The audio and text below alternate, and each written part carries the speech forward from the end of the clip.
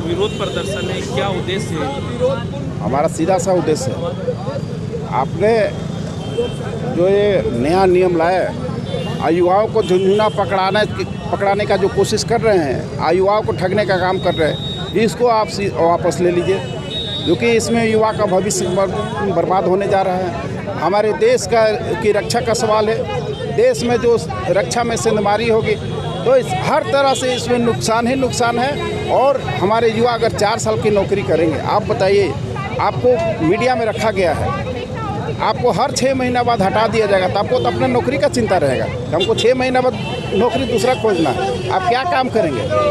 इस तरह की योजना को उन्होंने जो लाया है वो बहुत ही गलत है और बहुत ही मतलब घटिया योजना है, जिससे कि हमारे युवा का भविष्य बर्बाद होता है। युवा होते हैं, देश का भविष्य होते हैं, और देश के भविष्य के साथ हमारे मोदी जी ने खिलवाड़ कर रहा है। एक कदापि नहीं होगा, और देश की जनता सब देख रही है। अगर नहीं किया तो 2024 में उनको इसका भुगतान भुगतना पड़ेगा, इसका असर।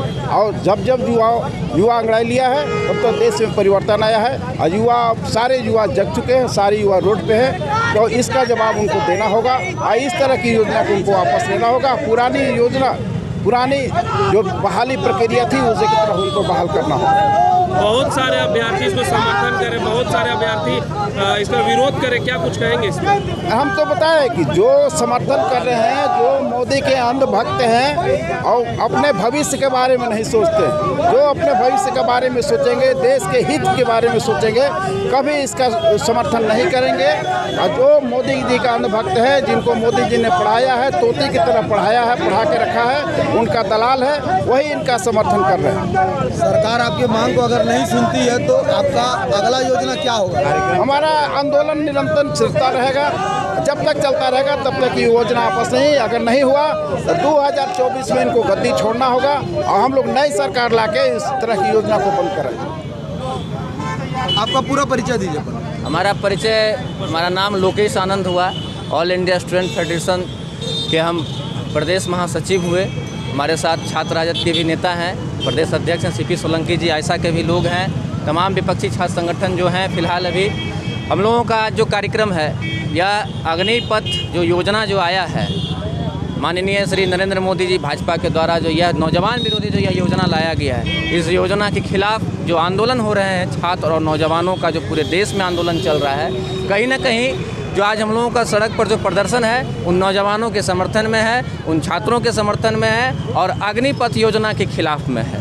आज हमारा यह जो है, हम लोगों ने कल प्रेस वार्ता किया था, और प्रेस वार्ता में हम लोग सभी छात्र संगठन शामिल हुए थे, और हम लोगों ने बैठक में यह निर्णय लिया था कि हम लोग जो है एक शुरुआत करेंगे प्रदर्शन करके, आक्रोशपूर्ण प्रदर्शन करके हम लोग इसकी शुरुआत करेंगे, और इसके बाद हम लोगों का रूटीन जो दैनिक रूप से जो आंदोलन का जो बात होगा, हम लोग उसको करेंगे, चाहे वो जिस प्रकार से भी हो, सेमिनार के माध्यम से हो, नुक्कड़ सभा के माध्यम से हो, प्रदर्शन के माध्यम से हो, या सड़क जाम करने संबंधी भी अगर मामला हो, तो हम लोग हर तरीके की गतिविधि करेंगे, लोकतांत्रिक तरीके से, संवैधानिक तरीके से करेंगे। और जो भी हमारा कार्यक्रम होगा, राजभवन मार्च की भी तैयारी चल रही है हमारी, यह आंदोलन और मजबूत होगा। पूरे प्रदेश स्तर पर यह आंदोलन जो है, हम लोग अग्निपथ के खिलाफ में हम लोग जो है सो यहाँ पर सड़कों पर प्रदर्शन करेंगे, यही हमारा कहना है।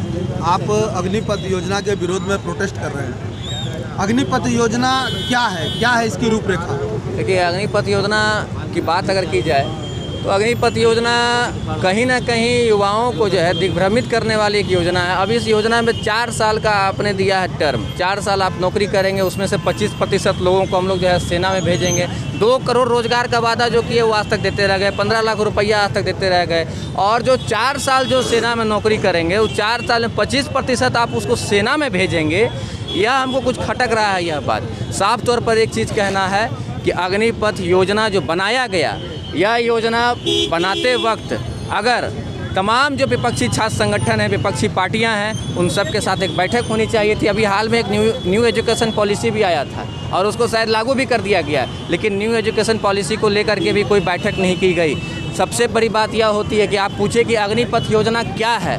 अग्निपथ योजना क्या है, इस योजना को लेकर के कोई एक बैठक भी नहीं की गई सरकार के द्वारा। किसी भी कानून को या किसी भी योजना को पारित होने से पूर्व हमारे संविधान में, हमारे देश में यह प्रथा थी कि तमाम पक्ष विपक्ष के लोग जो हैं शामिल होते थे और इसमें जो है कहीं ना कहीं जो है इस पर सहमति बनती थी, आपसी सहमति बनती थी। सहमति के बाद जो है हम लोग जो है किसी प्रकार का योजना कानून का जो बात होता था वो हम लोग करते थे। लेकिन आज चाहे न्यू एजुकेशन पॉलिसी हो, चाहे अग्निपथ योजना हो, आगे कौन सा योजना लाएंगे, इन तमाम योजना को जबरन तरीके से युवाओं और छात्रों पर ये थोप देना चाहते हैं, किसान मजदूर पर थोप देना चाहते हैं। कृषि काला कानून भी लेकर के आए थे लेकिन उसको वापस लेना पड़ा।